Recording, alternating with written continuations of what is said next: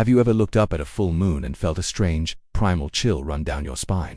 For centuries, that silver orb has been linked to one of humanity's most terrifying and fascinating monsters, the werewolf, a creature of pure instinct, half human, half beast, driven by an insatiable hunger. But where did this powerful legend come from? Is it just a scary story told around a campfire, or is there something more to it? Today we're diving deep into the dark and hairy history of the werewolf, from ancient myths and medieval trials to the modern monster we know and love. Let's start the hunt for the truth behind the beast. The idea of humans transforming into wolves is incredibly old, far older than you might think. It's not just a product of Hollywood. One of the earliest tales comes from ancient Greece, in the story of King Lycaon of Arcadia. According to the poet Ovid, Lycaon was a cruel king who doubted the divinity of the gods. To test Zeus, the king of the gods, he did the unthinkable. He killed his own son and tried to serve him to Zeus for dinner. As you can imagine, Zeus was not pleased. As punishment for his horrific act, Zeus transformed Lycaon into a ravenous wolf, forever cursed to crave human flesh. This story gives us the term lycanthropy, the supernatural transformation of a person into a wolf. But the Greeks weren't the only ones. Similar legends pop up all over the world. Norse mythology tells of the LFHNR fearsome warriors who wore wolf pelts and were said to channel the spirit of the wolf in battle, granting them superhuman strength and ferocity. You can almost see the seeds of the werewolf legend there, the blurring of lines between man and beast, the raw, untamable power.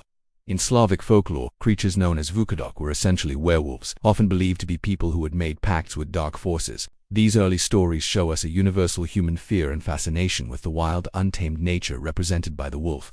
As Europe moved into the Middle Ages and the early modern period, the belief in werewolves took a much darker turn. It wasn't just a myth anymore, it became a terrifying reality for many. This was the era of witch hunts, and alongside accusations of witchcraft, people were also accused of being werewolves. These weren't tales of a curse passed by a bite. This was seen as a deliberate pact with the devil. People believed that individuals could use magical salves or animal pelts to transform themselves into wolves to terrorize their neighbors, kill livestock, and even attack humans. One of the most infamous cases is that of Peter Stump, the so-called werewolf of Bedburg in 1589, in a small town in Germany. Stump, a wealthy farmer, was accused of being a werewolf for over 25 years. Under brutal torture, he confessed to a horrifying list of crimes.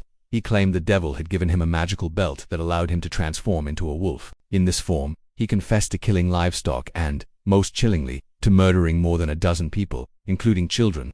Stump was executed in a particularly gruesome manner, and his story was printed in pamphlets that spread across Europe, cementing the image of the werewolf as a diabolical, murderous monster.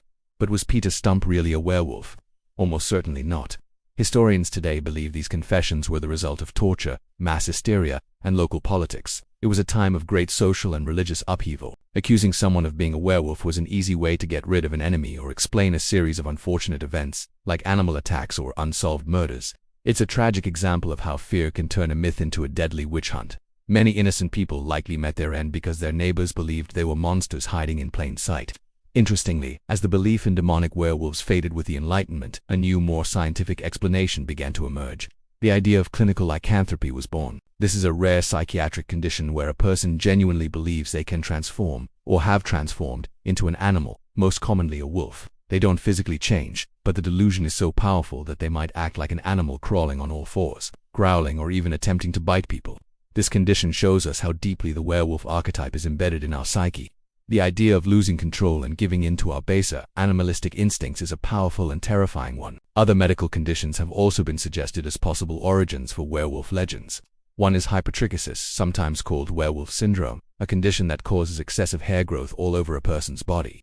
You can imagine how someone with this condition in a superstitious medieval village might have been feared and ostracized, their appearance fueling stories of monstrous transformations. Another theory points to rabies. The disease, often transmitted by the bite of an infected animal like a dog or wolf, can cause agitation, confusion, hydrophobia, or fear of water, and aggressive behavior symptoms that eerily mirror some aspects of the werewolf legend, especially the idea of the curse being transmitted through a bite. So, how did we get from demonic pacts and medical conditions to the werewolf we see in movies today? The monster that transforms under the full moon and can only be killed by a silver bullet. For that, we have to thank Hollywood.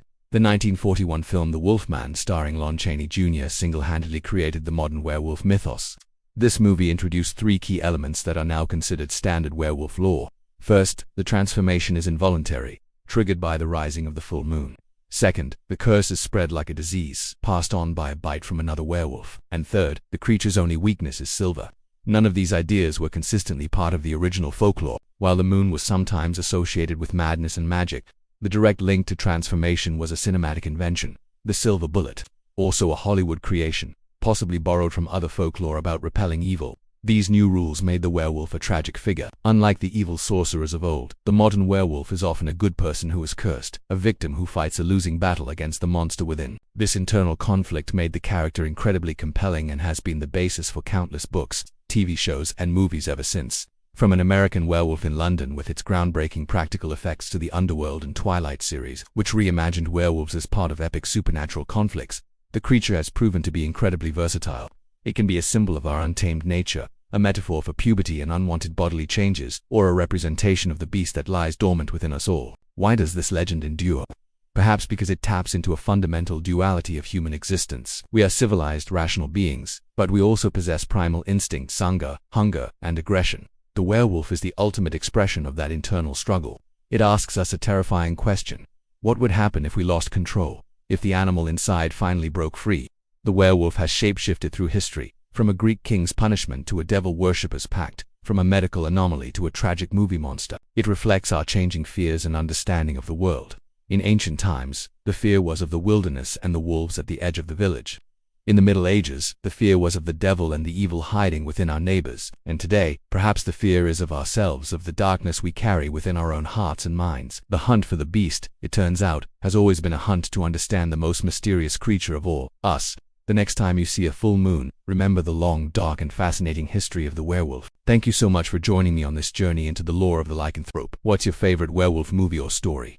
Let me know down in the comments. And if you enjoyed this video, don't forget to hit that like button, subscribe, and ring the bell so you don't miss our next deep dive into myth and mystery. Thanks for watching.